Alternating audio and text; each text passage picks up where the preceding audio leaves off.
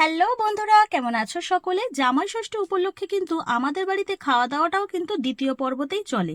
কারণ প্রচুর খাওয়া থাকে, একদিনে জামাইরা সব খেতে পারে না, তাই পরের দিন, জামাই ষষ্ঠীর পরের দিন কাকিমা দুপুরবেলাতে আবারও আমাদের খাওয়া দাওয়ারের আয়োজন করেছে। তো চলো দেখাই তোমাদের আজকে কি কি মেনু হয়েছিল। তো জামাইদের খাওয়া তো সবার আগেই হয়ে গেছিল, আর এখানে এখন আমি চলে এসেছি, অনেকটাই লেট হয়ে গেছে, এসে দেখছি ভাই আর দুই দিদিরা খাচ্ছে। তো আমার আসার সাথে সাথে ছোট কাকিমা আমাকে খেতে দিয়ে দিয়েছে।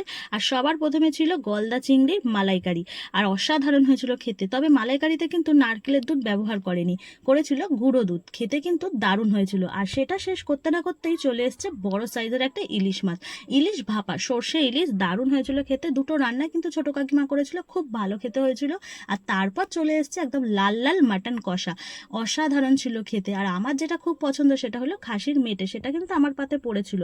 আমি আর দেরি না করে আলু ভাত আর মাংস নিয়ে মুখে পুরে দিলাম, অসাধারণ হয়েছিল। খেতে টেস্ট হবে নাই বা কেন, কারণ বানিয়েছিল আমাদের বাড়ির ছোট জামাই।